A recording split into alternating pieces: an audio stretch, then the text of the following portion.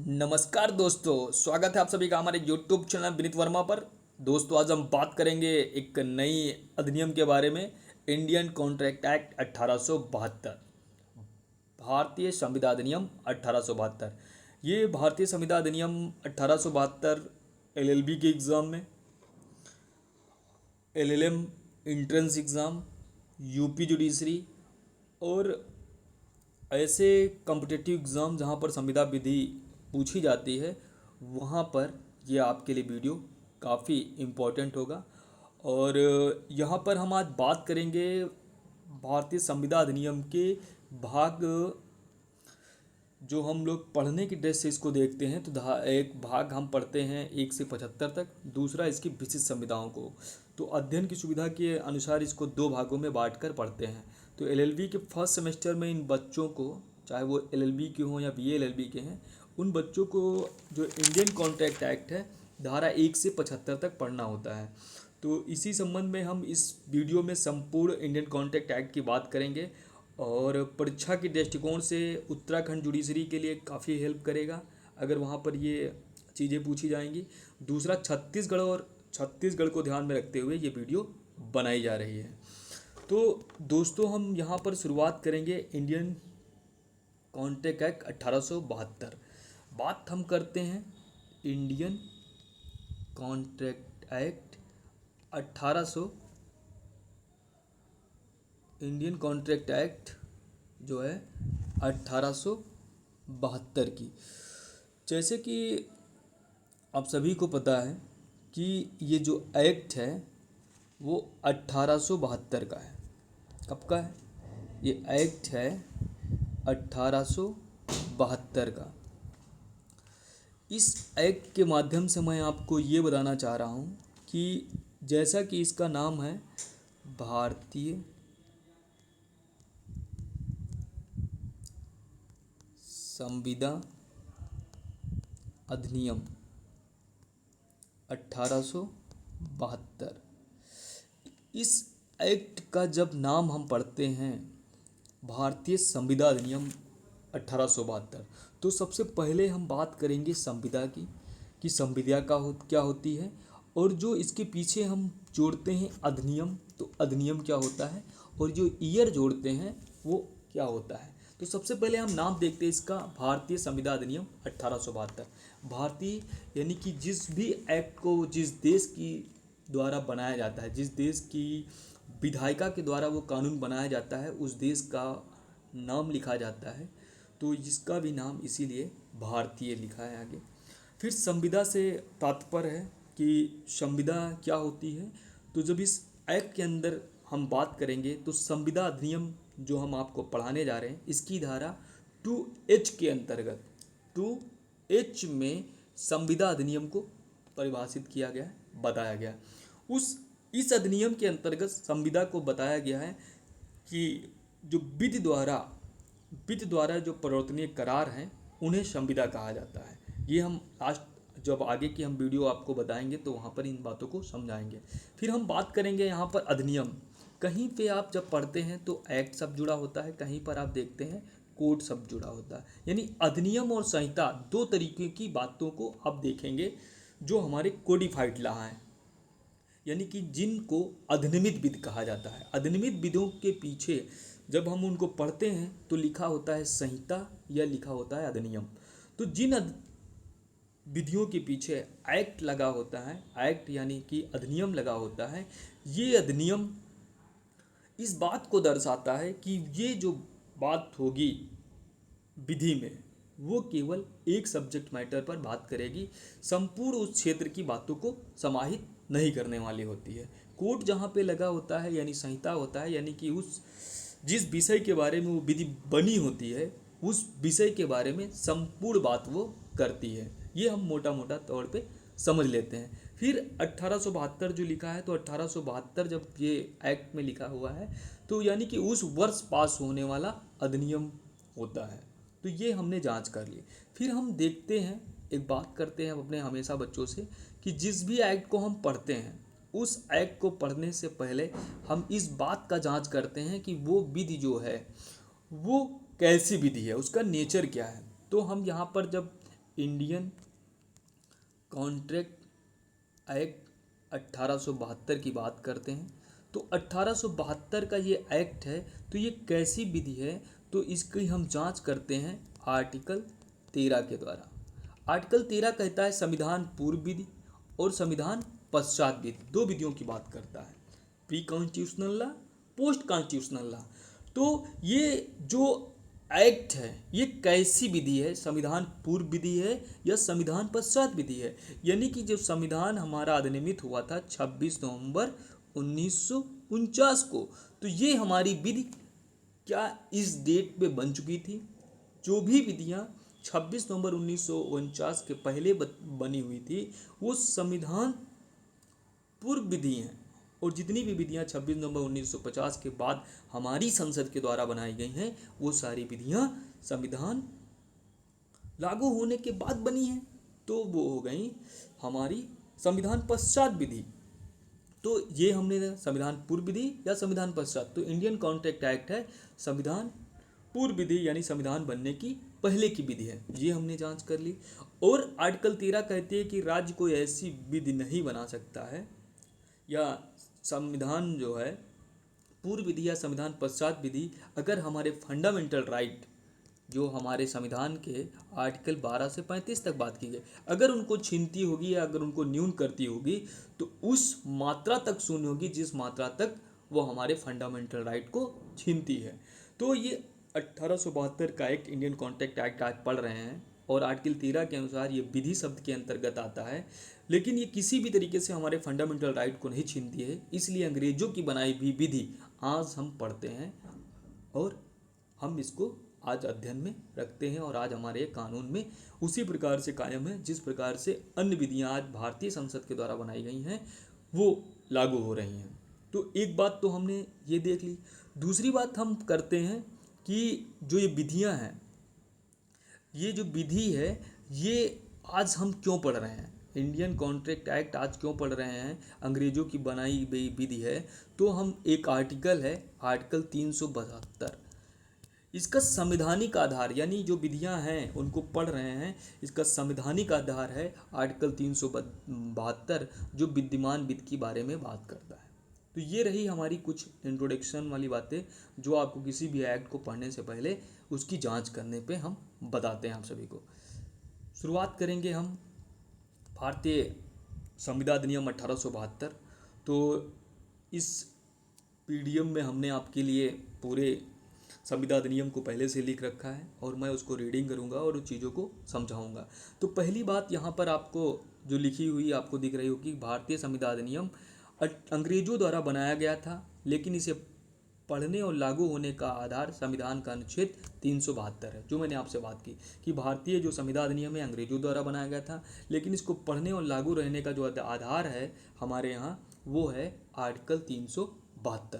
फिर हम बात करेंगे कि अधिनियम संख्या जो हमारा भारतीय संविदा अधिनियम है इसका एक्ट नंबर अधिनियम संख्या 9 है, यानी कि जिस वर्ष जो अधिनियम बनता है उस वर्ष की बात में उस वर्ष पास होने वाले विधि जो हमारा अधिनियम है उस क्रम में ये 9वें नंबर का है। जैसे कि वर्तमान में हमारा बीएनएसएस और बीएसए ये एक्ट पास हुए 2023 में, लेकिन 45 नंबर पे हमारा जो पास हुआ है बीएनएस, 46 नंबर पे पास हुआ है बीएनएसएस और 47 नंबर पर हमारा पास हुआ है बीएसए, यानी भारतीय न्याय संहिता, भारतीय नागरिक सुरक्षा संहिता और भारतीय साक्ष्य अधिनियम ये हमारे वर्तमान में पास हुए और ये 25 दिसंबर 2023 को हमारे राष्ट्रपति के द्वारा इस पर सहमत दी गई। राष्ट्रपति जब किसी भी बिल एक्ट जब वो रूप लेता है, बिल जो पहले संसद में पेश होता है एक्ट का रूप लेता है जब वो हमारे राष्ट्रपति के द्वारा आर्टिकल 111 के अंतर्गत अनुमति दे दी जाती है तो वो बिल का रूप जो है अधिनियम में परिवर्तित हो जाता है। ये भी आप सभी को याद रखना है। तो एक बात जो हमको याद रखनी है कि इस जो अधिनियम है ये कब हमारे यहाँ लागू हुआ, परिवर्तन तिथि क्या है, तो 1 सितंबर 1872 जो है हमारे कॉन्ट्रैक्ट एक्ट के परिवर्तन तिथि है। फिर हम बात करते हैं गवर्नर जनरल द्वारा अनुमति प्रदान कब की गई इस एक्ट पे, तो गवर्नर जनरल द्वारा इस एक्ट पे जो अपनी अनुमति प्रदान की गई थी वो 25 अप्रैल 1872 को की गई थी। फिर हम बात करेंगे कि भारतीय संविधान नियम जो है वो कैसा प्रभाव रखता है, तो ये भविष्यलक्षी प्रभाव रखती है। फिर हम बात करेंगे अधिनियम की संरचना की, कि इस अधिनियम में कितने एक्ट में कितनी धाराएं हैं और कितने अधिनियम। तो अध्यायों की संख्या जो प्रारंभ में हमारा जो संविदा अधिनियम थी, अध्यायों की संख्या कितनी थी? 11 थी। कितनी थी? अधिनियमों की जो संख्या थी, अध्यायों की संख्या 11 थी। लेकिन अब इस समय इस एक्ट में 9 ही शेष चैप्टर बचे हैं, जिसमें से अध्याय 7 और अध्याय 11 को यहाँ पर रिपील कर दिया गया है, यानी कि निरसित कर दिया गया है।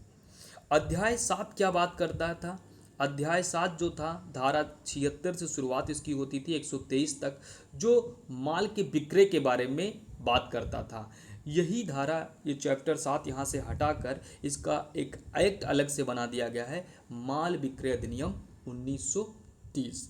क्या बना दिया गया है? माल विक्रय अधिनियम 1930। फिर हम बात करेंगे जो आपका चैप्टर नंबर जो 11 है, इस एक्ट से हटा दिया गया है। तो चैप्टर नंबर 11 क्या बात करता है? चैप्टर नंबर 11 जो है भागीदारी के बारे में है, जो पहले धारा 239 से 266 तक भारतीय संविधान अधिनियम में इसको रखा गया था। लेकिन वर्तमान में इस चैप्टर को यहाँ से हटाकर एक नया अधिनियम बनाया गया है, भारतीय भागीदारी अधिनियम 1932। यानी कि 2 चैप्टर जो पहले संविदा अधिनियम का भाग हुआ करते थे, वो अब संविदा अधिनियम से हटाकर एक चैप्टर नंबर 7, दूसरा चैप्टर नंबर 11।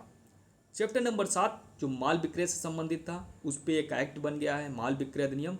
चैप्टर नंबर 11 जो भागीदारी अधिनियम से संबंधित अब बन गया है, जो भागीदारियों के बारे में बात करता था, अब इस पर भारतीय भागीदारी अधिनियम 1932 बना दिया गया है। ये आपको याद रखना है।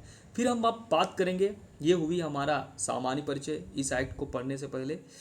अब हम बात करेंगे भारतीय संविधान अधिनियम की धारा 1 पर। धारा 1 जो आप सभी अपनी बेयर को भी इस समय रख लें अपने पास, कि धारा 1 क्या कहती है। हम अपने नोट्स पे बातें करेंगे, लेकिन आप सभी को, आपके पास अगर संविधान अधिनियम की बेयर ऐसी होगी, उसको भी आप लोग ले लें, क्योंकि हम बेयर की भी बातों को बताते चलेंगे बहुत आराम से, बहुत अच्छे से। हम सभी को आज सीखना है भारतीय संविधान अधिनियम के अंतर्गत किस तरीके से संविधाएँ की जाती हैं। जब मैं बात करूंगा, सबसे पहले इस जिन लोगों के पास इस अधिनियम की बेयर होगी, तो बेयर में आप देखेंगे कि उद्देशिका की बात की गई है, प्रेम्बल की बात की गई। उद्देशिका क्या कहती है इस अधिनियम की, कि संविधाओं से संबंधित विधि के कतिपय भागों को परिभाषित और संशोधित करना समाचीन है, यानी कि जरूरी है।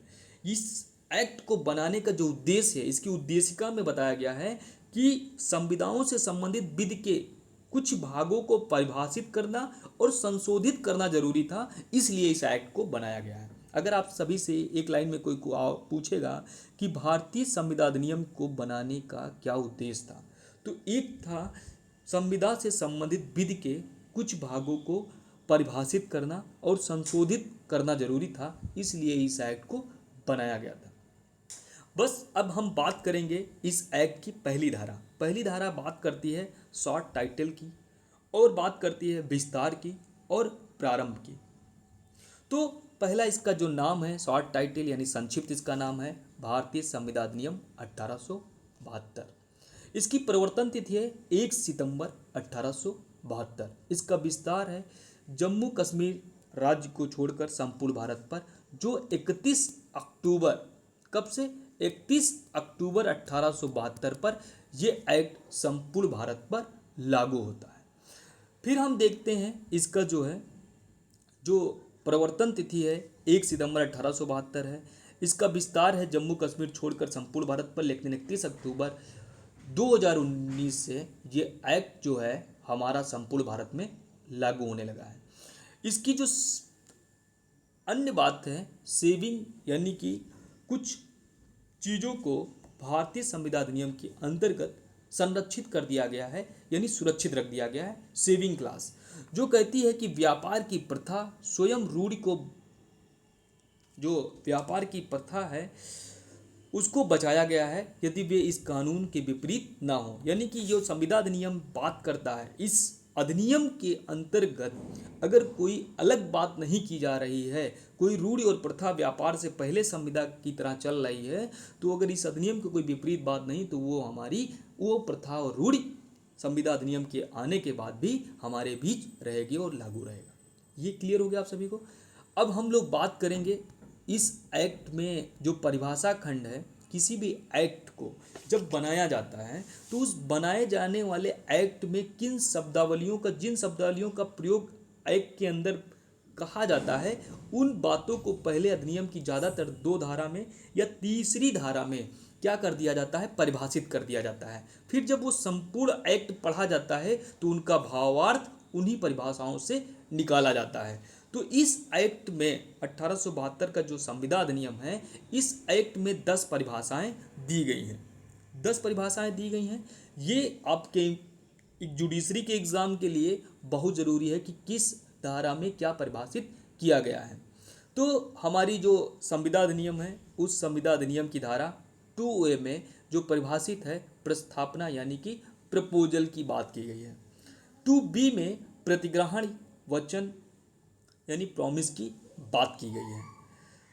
2C में जो बात की गई है वचनदाता, वचन ग्रहीता। 2D में बात की गई है प्रतिफल की और 2C में बात की गई है करार की। 2F में व्यतिकारी वचन की बात की गई है और 2G में शून्य करार की बात की गई है। 2H में संविदा की परिभाषा और 2I में शून्यकरणीय परिभाषा और 2J में शून्य परिभाषा। यानी कि पहले बात की गई है आपकी प्रस्थापना की, फिर बात की गई है प्रतिग्रहण की, फिर बात की गई है वचनदाता वचन ग्रहीता की, फिर बात की गई है प्रतिफल की, फिर बात की गई है करार की, फिर बात की गई है व्यतिकारी वचन की, फिर बात की गई है शून्य करार की, फिर बात की गई है संविदा की परिभाषा, फिर शून्यकरणीय संविदा, उसके बाद शून्य संविदा की बात। मैं आपको बता रहा हूँ कि ये परिभाषाएं हमें याद नहीं होती हैं। इसका पीछे का कारण है कि हम धारा के साथ शब्दों को भी याद करने लगते हैं कि 2A में क्या है, नहीं याद होगा। आप पहले क्रम बना लीजिए कि पहले परिभाषित शब्दों को क्या किया गया है, यानी कि प्रस्थापना, प्रतिग्रहण, वचनदाता वचन ग्रहीता, प्रतिफल, करार, व्यतिकारी वचन, शून्य करार, संविदा की परिभाषा, शून्यकरणीय संविदा और शून्य संविदा। ये बात हो गई। और अब फिर इसका क्रम भी याद, जब आपको ये शब्द याद हो जाएंगे तो क्रम आपको लगाने में देर नहीं होगी। 2A 2B आप कर देंगे, तो इस तरीके से आप याद करेंगे तो ये चीज़ें जल्दी आसानी से याद हो जाएंगी। अब हम बात करेंगे कि इस पूरे एक्ट में कितने चैप्टर हैं, क्योंकि हमारे चैप्टरों का किस धारा में क्या दिया गया ये भी पूछा जाता है। तो पहले हम पूरी इंडेक्स को देखेंगे कि आखिर इसमें क्या है। तो अध्याय 1 है जो धारा 3 से 9 तक के बात करता है। अध्याय 1 जो धारा 3 से 9 तक बात करता है, ये जो चैप्टर है, ये चैप्टर बात करता है प्रस्थापनाओं की सूचना, प्रतिग्रहण और प्रतिसंग्रहण। यानी कि ये बात करता है प्रस्थापनाओं की संसूचना से, प्रतिग्रहण से और प्रतिसंग्रहण से। यानी कि आपको हो सकता है ये चैप्टर ना समझ में आ रहा है कि आखिर कहना क्या चाह रहा है। ये चैप्टर कहना चाह रहा है कि जब हम आपसे कोई प्रस्ताव रखेंगे, उस प्रस्ताव की जो सूचना है, उस सूचना के बारे में बात करेगा और उस सूचना को कैसे आप ग्रहण करोगे उसके बारे में बात करेगा। और ये बात करेगा कि उस सूचना को ग्रहण करने के बाद या आप उसको ग्रहण करने के बाद भी उसको कैसे मना कर सकते हैं, ये 3 बातें आपको बताएगा। क्योंकि व्यवहार में होता क्या है कि हम किसी व्यक्ति से कोई प्रस्ताव रखते हैं और वो प्रस्ताव को किस तरीके से ग्रहण करेगा, उसकी सूचना का नियम क्या होगा, हम कैसे उसको सूचना देंगे तो मान लेंगे कि वो उस बात को ग्रहण कर लिया है या उस बात को मना कर दिया है। इस बारे में चैप्टर बात करता है आपका चैप्टर नंबर 1। चैप्टर नंबर 1 बात करता है और ये जो धारा 3 से 9 तक है। अगला जो हमारा चैप्टर यहाँ पे पढ़ने को मिलेगा वो है चैप्टर नंबर 2, जो बात करेगा संविदाओं, शून्यकरणीय संविदा और शून्य करारों के विषय में। यहाँ पे बात की गई कि शून्यकरणीय संविदा क्या है और शून्य करार क्या है, उसके बारे में बात की गई चैप्टर नंबर 2 में धारा 10 से 30 तक। चैप्टर नंबर 3 है जो समाश्रित संविधाओं के बारे में बात करेगा, जो धारा 31 से 36 तक बात करेगा। चैप्टर नंबर 4 धारा 37 से 67 तक है, और चैप्टर नंबर 5 धारा 68 से 72 तक, और चैप्टर नंबर 6 है धारा 73 से 75 तक। चैप्टर नंबर 8 जो धारा 134 से 147 तक है, और चैप्टर नंबर 9 जो 148 से 181, और चैप्टर नंबर 10 182 से 238। यहाँ तक आपके चैप्टर पढ़ना है। चैप्टर आपने एक देखा था अभी, अब हमने तो धारा याद कर ली, फिर चैप्टर बताएंगे कि किससे क्या संबंधित है।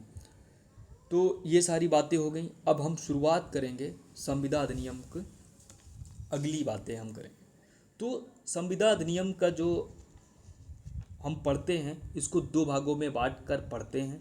पहले भाग को हम पढ़ते हैं धारा 1 से 75 तक एलएलबी फर्स्ट सेमेस्टर में, और जो संविदा के सामान्य सिद्धांत के रूप में बात करता है, जैसे कि करार के बारे में बात करेगा, संविदा के बारे में बात करेगा, प्रतिफल के बारे में, संविदा का पालन के बारे में, संविदा का उन्मोचन कैसे हो सकता है, अर्ध संविदा क्या होती है, संविदा भंग अगर किया जाएगा किसी व्यक्ति के द्वारा तो उसके लिए क्या नियम है, इसके बारे में बात करेगा। फिर इसका जो द्वितीय भाग है, इसका जो दूसरा भाग है वो बताता है 3 विशिष्ट संविदाओं को, कि कुछ 3 विशिष्ट संविधाएं हैं जिनके बारे में वो बात करता है। चैप्टर नंबर 8 जो क्षतिपूर्ति या प्रत्याभूत की संविदा की बात करता है। चैप्टर नंबर 2 उपनिदान की बात करता है। चैप्टर नंबर 10 अभिकरण यानी एजेंसी की बात करता है। तो शुरुआत करेंगे हम धारा 1 से 75 तक की बात करने आए, तो हम शुरुआत करेंगे केवल इस पार्ट की।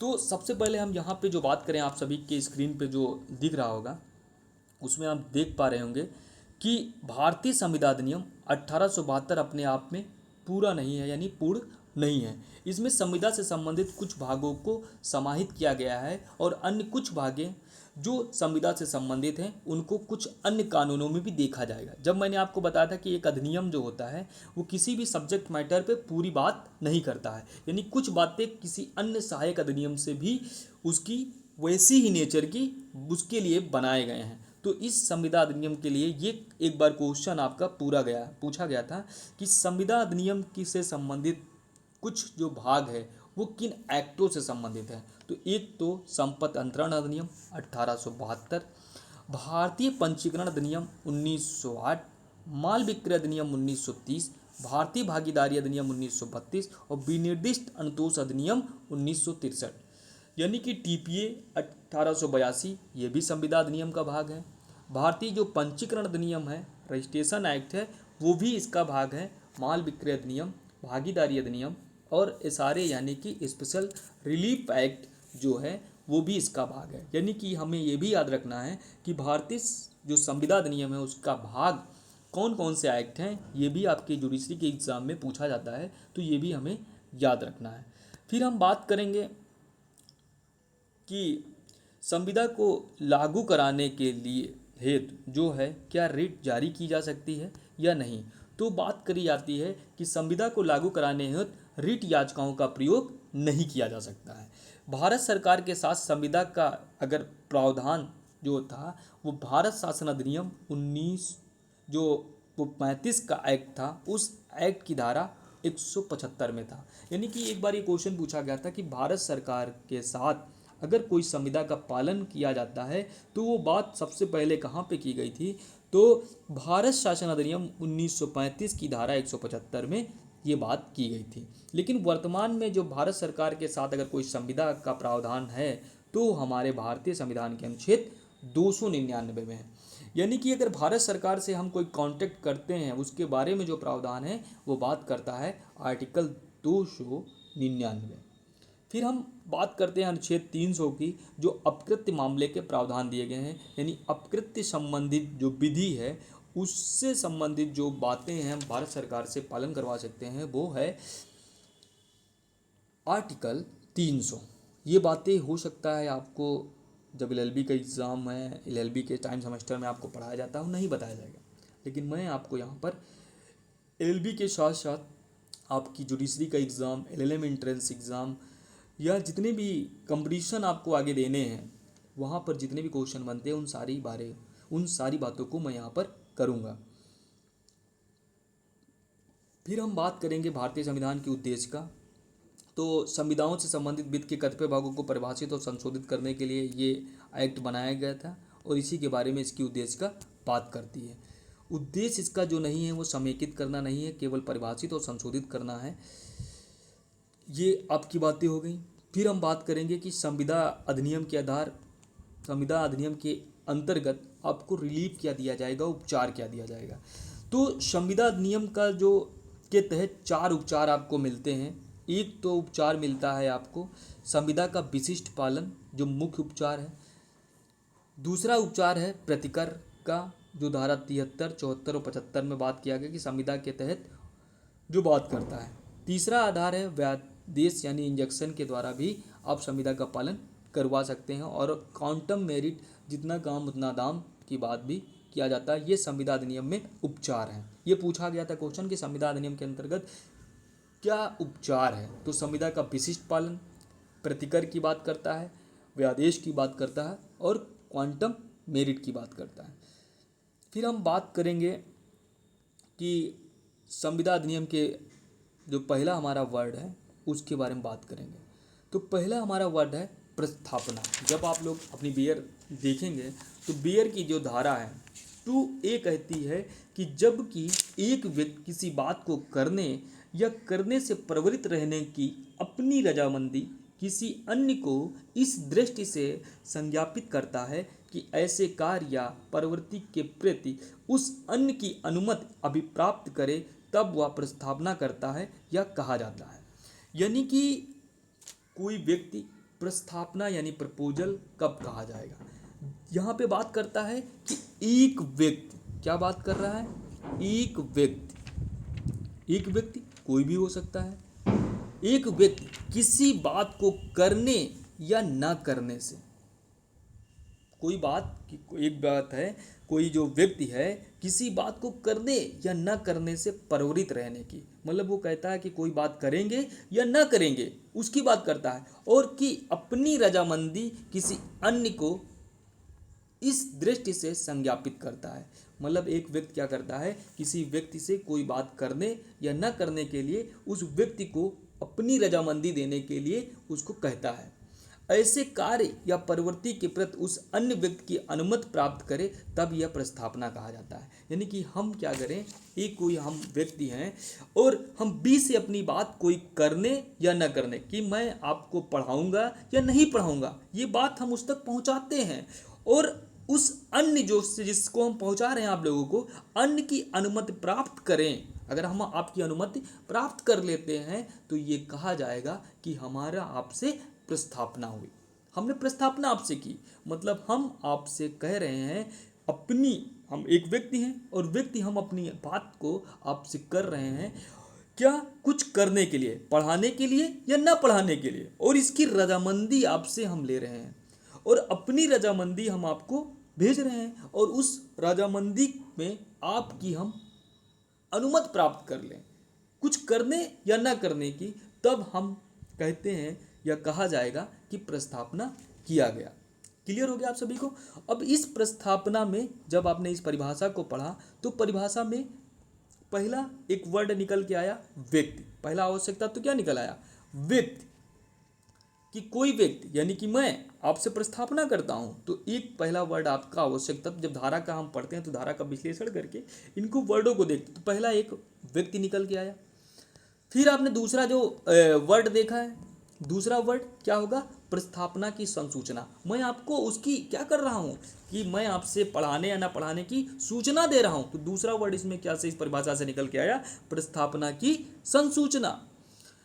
फिर तीसरी जो बात होगी कि जो हम आपसे प्रस्थापना कर रहे हैं उसका उद्देश्य, तीसरा वर्ड इसका निकल के आएगा। और जो चौथी बात होगी, प्रस्थापना निश्चित होनी चाहिए। यानी जब हम आपसे पढ़ाने या ना पढ़ाने की बात कर रहा, वो क्या होनी चाहिए, निश्चित होनी चाहिए। और इस प्रकार से ये 4 आवश्यक तत्वों के द्वारा हमारी प्रस्थापना आपसे पूरी होगी। तो सबसे पहले हम देखेंगे व्यक्ति, कि जो व्यक्ति है जो प्रस्थापना कर रहा है, यहाँ पे तो मैं आपसे प्राकृतिक व्यक्ति हूँ, मनुष्य के रूप में आपसे प्रस्थापना कर रहा हूँ। तो पहले बात करते हैं कि प्राकृतिक या कृत्रिम व्यक्ति द्वारा प्रस्थापना की जानी चाहिए, यानी कि वो आर्टिफिशियल होना चाहिए या नेचुरल होना चाहिए उस व्यक्ति के द्वारा प्रस्थापना, यानी कि कंपनी भी आपसे प्रस्थापना कर सकती है कि आप ये काम करें या ना करें, आपसे वो एक तरीके से अपनी संसूचना के माध्यम से आप तक बात पहुंचाएगा, फिर आपसे वो रजामंदी किसी भी तरीके की प्राप्त कर लेता है तो माना जाएगा कि उसने आपसे प्रपोजल किया, यानी कि प्रस्थापना किया। तो एक कंपनी भी कर सकती है, एक व्यक्ति भी कर सकता है। लेकिन बात की गई कि पशु पक्षियों द्वारा की गई प्रस्थापना वर्तमान में वैध नहीं होती है। प्राचीन काल में ये प्रोविज़न था कि प्राचीन काल में लोग तोते के द्वारा, कबूतर के द्वारा अपनी बात को दूसरे को पहुंचा देते थे, अपना प्रपोजल दूसरे से पहुंचा देते थे, और उस बात को भी उसके द्वारा माना जाता था कि हमने संसूचना प्राप्त कर ली है, और उसने अपनी कोई रजामंदी दी या नहीं उसके बारे में हम प्रपोजल, उस तरीके की भी एक तरीका था कि हम प्रपोजल कर लेते थे। लेकिन ये वर्तमान में पशु पक्षी के द्वारा प्रपोजल मान्य नहीं है।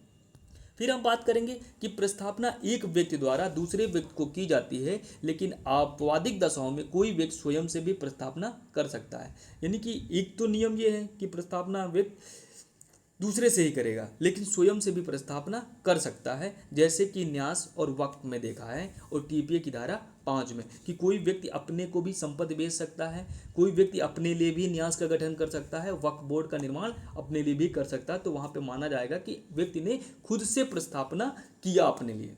तो ये क्वेश्चन आपसे प्रॉब्लम पूछा जाएगा, क्या कोई व्यक्ति खुद से प्रस्थापना कर सकता है या नहीं कर सकता? तो कर सकता है। ये बात फिर है कि जो व्यक्ति प्रस्थापना करता है वो प्रस्थापक कहलाता है, और जिससे प्रस्थापना की जाती है उसे प्रस्थापी कहा जाता है। यानी कि जो व्यक्ति जिससे प्रस्थापना करता है वो जो वचनदाता कहलाता है, और जो वचन को स्वीकार करता है तो वचन ग्रहीता कहलाता है। ये बात आप धारा 2 में पढ़ेंगे, 2 के बी में पढ़ेंगे।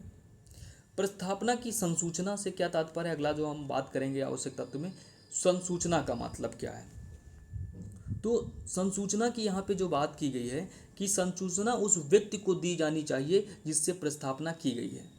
यानी कि जानकारी किसको देना है आपको, जब हम अपना प्रपोजल किसी को भेज रहे हैं तो उसको भेजना होगा जिसे जानकारी दी जानी चाहिए। इस अधिनियम की धारा 4 के अनुसार प्रस्थापना की संसूचना तब पूर्ण हो जाती है जब उस व्यक्ति के ज्ञान में आ जाए जिससे वह की गई है। यानी कि हम आपसे कुछ कहने जा रहे हैं कि हम आपको बच्चों नहीं पढ़ा पाएंगे, तो आपकी जब तक वो ज्ञान में नहीं आएगी तब तक नहीं माना जाएगी कि आपको उस प्रपोजल के बारे में सूचना थी। इस पर एक केस है लाल मन शुक्ला वर्सेस गौरी दत्त 1913 का ये मामला है। 1913 आपको याद रखना है क्योंकि कई बार अरेंज करने के आता है कि पहले कौन सा केस, यानी लाल मन शुक्ला वर्सेस गौरी दत्त। इस केस में जो जस्टिस थे वो बनर्जी थे। जस्टिस बनर्जी ने कहा कि बिना प्रस्थापना के ज्ञान के उसका प्रतिग्रहण नहीं किया जा सकता है।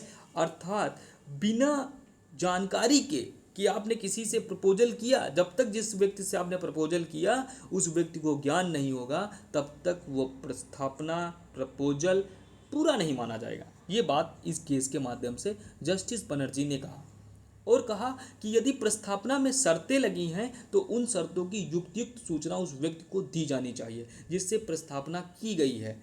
अगर उन शर्तों को, जैसे मैं आपसे कह रहा हूँ कि जो मैं आपसे प्रपोजल कर रहा हूँ कि आपको मैं एक क्लास तभी दे पाऊँगा जब आप एक लाइक करेंगे पहली, तब मैं आपको क्लास पढ़ाऊँगा, तो आपको पहले कमेंट या लाइक जो भी मैं आप शर्त रखूँगा तो उन शर्तों को युक्त सूचना देनी चाहिए।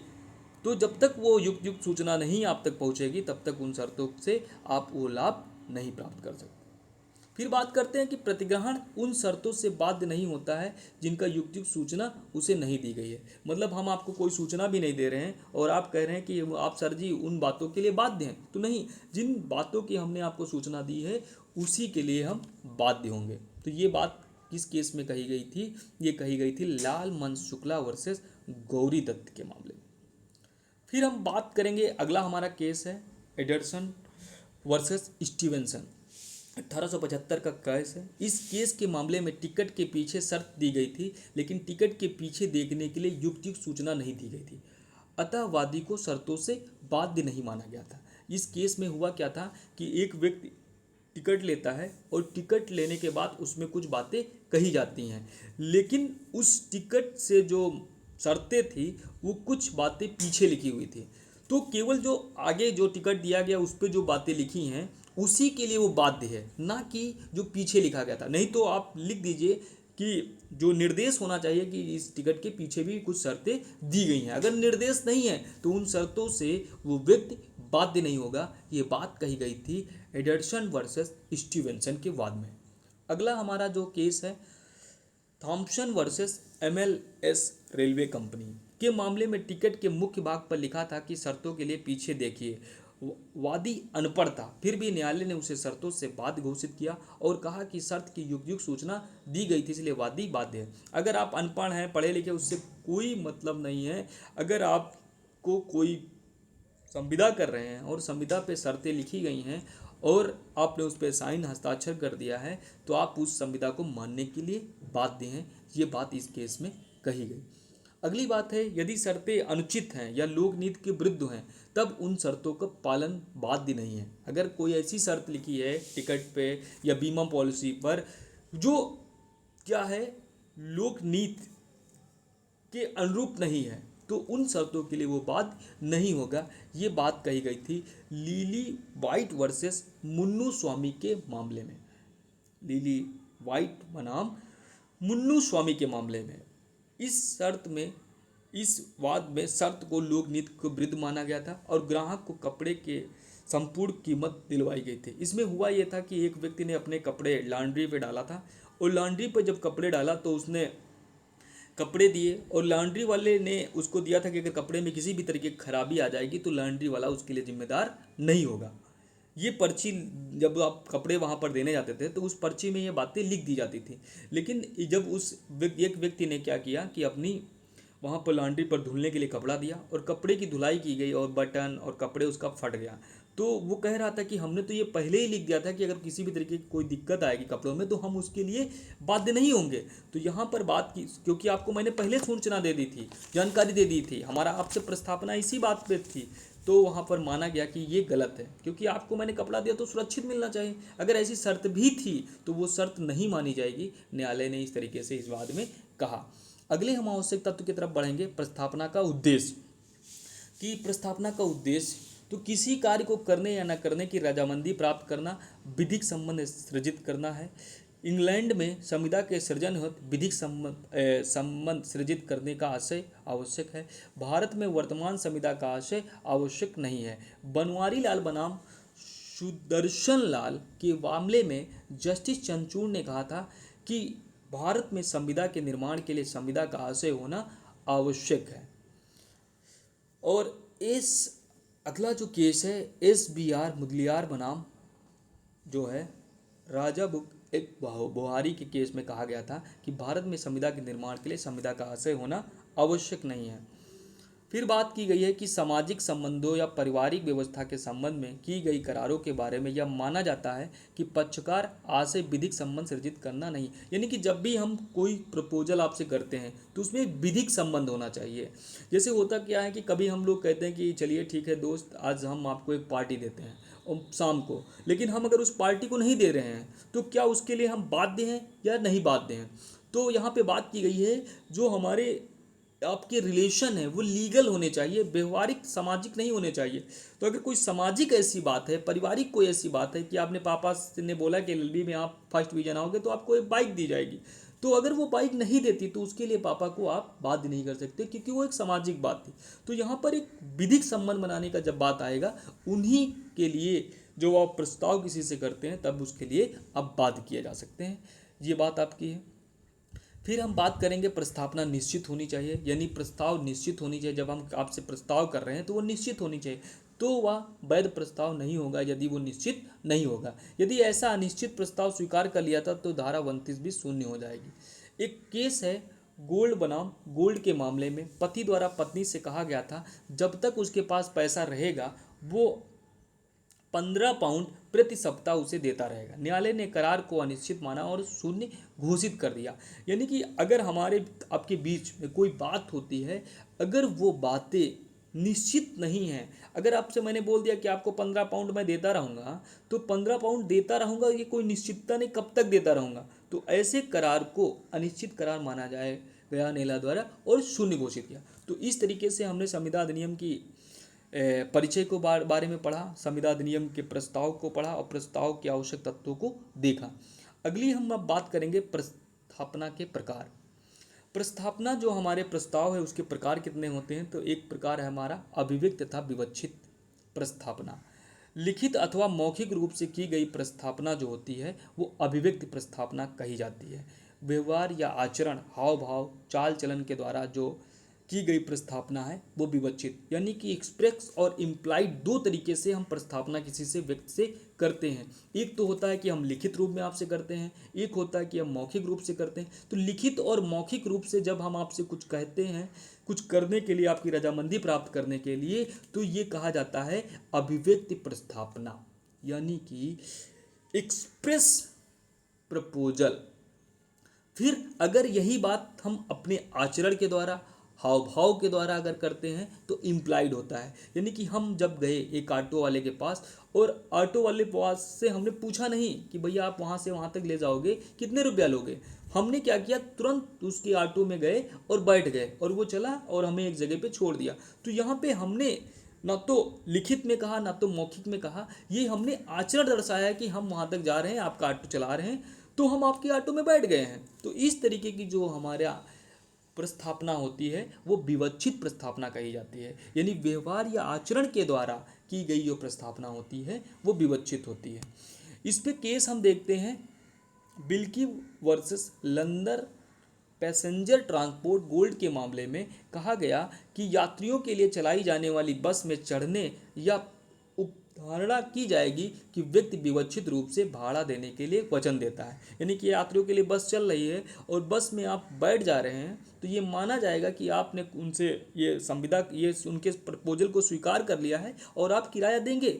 यही बात कही गई है Upton rural district council versus Powell का मामले में कि विवक्षित प्रस्ताव पर आधारित ये भी एक केस है। फिर अगली हम जो प्रपोजल पढ़ेंगे विशिष्ट प्रस्थापना। यह प्रस्थापना किसी विशेष व्यक्ति या व्यक्ति के समूह से की जाती है या केवल उसी विशेष व्यक्ति या व्यक्ति के समूह द्वारा जिसे इसको स्वीकार करना है, यानी विशिष्ट प्रपोजल हम उसी से करते हैं जिस कोई एक समूह होगा, कोई एक वर्ग होगा, उससे हम करते हैं। जैसे हमने एक विशेष प्रपोजल किया कि हम केवल और केवल एलएलबी के छात्रों के लिए हम फ्री कोचिंग देंगे और जितने कंपटीशन की जो तैयारी करते हैं बच्चे उनसे हम फीस लेंगे। तो हम एक स्पेशल, तो इसमें हमको जो जुडिशरी की तैयारी करते हैं वो बच्चे हमसे नहीं मांग कर सकते, क्योंकि हमने एक स्पेशल वर्ग से हमने क्या किया है, प्रस्ताव किया है। तो एक स्पेशल के लिए हम बाध्य होंगे, ना कि विशिष्ट के लिए, ना कि हम अन्य के लिए जो सामान्य है। यानी कि विशिष्ट प्रपोजल अगर हम करेंगे तो ये विशिष्ट प्रपोजल होता है, प्रस्थापना होती है। फिर सामान्य या लोक या जन साधारण हेतु प्रस्थापना, जनरल कुछ हमारी प्रस्थापनाएं होती या सामान्य जन से की जाती हैं। इसमें संविदा उसी व्यक्ति से होती है जो प्रस्थापना की शर्तों को पूरा करता है। इसमें प्रतिग्रहण की संसूचना प्रस्तावक को देना आवश्यक होता है, क्योंकि यह माना जाता है कि प्रस्तावना के इस अधिकार को छोड़ दिया है। यानी कि अगर हमने क्या किया कि अगर कोई भी व्यक्ति है, मैं प्रथम 100 बच्चों को फ्री में कोचिंग दूंगा कॉन्ट्रैक्ट एक्ट की या किसी अन्य सब्जेक्ट की, तो हमने ये कह दिया और फिर उस व्यक्ति ने जो हमारी कोचिंग फ्री में लेना चाह रहा हो, मैंने बताया कि हमारे यहाँ जो रजिस्ट्रेशन करेगा वही पाएगा। तो ये हमने एक जन सामान्य से प्रस्थापना कर दी, तो कोई भी व्यक्ति हमारे यहाँ रजिस्ट्रेशन कर लेगा और उस व्यक्ति को हम वो प्रपोजल मान्य करेंगे। तो ये होता है। फिर क्रॉस प्रस्थापना हम पढ़ते हैं। इनमें दो व्यक्ति द्वारा समान शर्तों वाली प्रस्थापना डाक में एक दूसरे को पार करती हैं।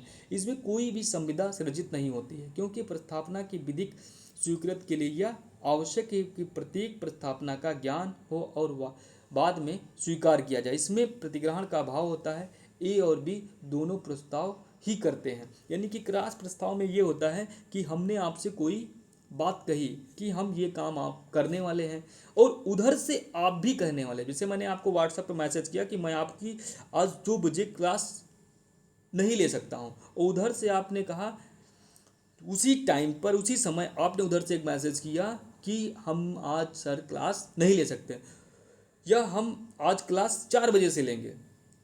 तो ये उसी टाइम उसी समय हम एक दूसरे से अलग अलग बातें कह रहे हैं, तो यहाँ पर हमारा कोई प्रस्थापना या संविदा नहीं बनती है, जबकि हम एक दूसरे से प्रस्ताव ही करते हैं। और इस तरीके से इसको कहा जाता है क्रॉस प्रस्थापना। फिर चलत प्रस्थापना की बात की, या एक निश्चित समय तक खुली रहती है, तारीख लगा दी जाती है। चलत प्रस्थापना में क्या होता है कि हम क्या करते हैं कि हम 15 दिसंबर तक ही अपने कोचिंग में उन बच्चों का एडमिशन लेंगे जो एलएलबी के हैं। अगर वो हमारे यहाँ रजिस्ट्रेशन करा रहे हैं तो केवल और केवल ये जो हमने समय दे दिया है, बस उस निश्चित समय तक ही कोई हमारे यहाँ एलएलबी का छात्र फ्री में कोचिंग कर सकता है, रजिस्ट्रेशन करा सकता है। तो ये क्या हो गई, ये चलत प्रस्थापना हो गई। हम अब बात करेंगे स्थायी प्रस्थापना, या हमेशा के लिए खुली रहती है। जैसे कि कोचिंग संस्थान आजकल हैं तो ये अपनी हमेशा खुले रखते हैं कि हम आपका एडमिशन लेंगे, तो ऐसी प्रस्थापना को जो है स्थायी प्रस्थापना कहा जाए। प्रति प्रस्थापना या प्रति प्रस्ताव, इसमें प्रस्ताव का प्रतिग्रहण प्रस्ताव में दी गई शर्तों के साथ नहीं किया जाता है। अगर हमने जिन शर्तों पे बात की आप उसके विपरीत बात करते हैं तो ऐसी प्रस्थापना को क्या कहा जाता है, प्रति प्रस्थापना। फिर हम बात करेंगे प्रस्थापना के लिए आमंत्रण या निमंत्रण। तो प्रस्थापना के लिए निमंत्रण की दशा में निमंत्रण देने वाला दूसरे व्यक्ति को सूचना प्रदान करता है कि वह प्रस्थापना करे। दूसरा व्यक्ति प्रस्थापना करता है तो प्रस्थापना को स्वीकार या इनकार करना प्रस्थापना के लिए निमंत्रण देने वाला व्यक्ति पर निर्भर करता है। अब हम बात करेंगे कि निम्न कुछ ऐसे प्रस्ताव हैं जिनको आमंत्रण माना जाता है। जैसे कि नीलामी की सूचना होती है, पुस्तकों का, जैसे कि आपके स्कूल में क्या हो रहा है, स्टॉल लग जा रहा है और आपसे स्टॉल लगने के बाद बुक वाले ने रख दिया तो आपसे वो प्रस्ताव नहीं कर रहा है, वो क्या कर रहा है, प्रस्ताव करने के लिए आमंत्रण दे रहा है। अलमारी में रखी गई दवाएं हैं, या आपकी लाइब्रेरी में रखी पुस्तकें हैं, या वस्तुओं का प्रदर्शन है, या आप रेस्टोरेंट जा रहे हैं वहाँ पर जो आपके मेमो है कि आपका छोला इतने का है, चना इतने का है, पिज्जा इतने का है, बर्गर इतने का है, तो ये सब क्या है, ये आपके लिए जो मेन्यू है वो है प्रस्थापना के लिए आमंत्रण। तो ऐसे जितनी भी चीज़ें हैं वो प्रस्थापना के लिए आमंत्रण होती हैं, क्योंकि ये आपसे पूछा जाता है। तो अगली बात हम करेंगे अगले लेक्चर में, और यहीं तक हम इस वीडियो को रखते हैं। और क्योंकि बहुत लंबी वीडियो हो जाएगी, अगर आप लोगों को पूरी कंप्लीट 1 से 75 तक पढ़ना है तो हम लोग आपके साथ पढ़ेंगे, लेकिन उसके लिए ज़रूरी है कि आप कमेंट में हमें बताएं कि सर आपकी वीडियो कैसी लगी, और फिर हम आपको कंटिन्यू इस 1 से 75 तक जो मैंने बात की है वो आपको मैं एक एक लेक्चर करते हुए आपको पढ़ाऊँगा। तो कल, आज जो हमने सामान्य बात की प्रस्थापना की, कल अगली हम जो हमारी बची हुई जो धाराएं हैं उनकी हम बात कर लेंगे। ठीक है, तो दोस्तों इसी के साथ हम अपनी वीडियो को समाप्त करते हैं। नमस्कार।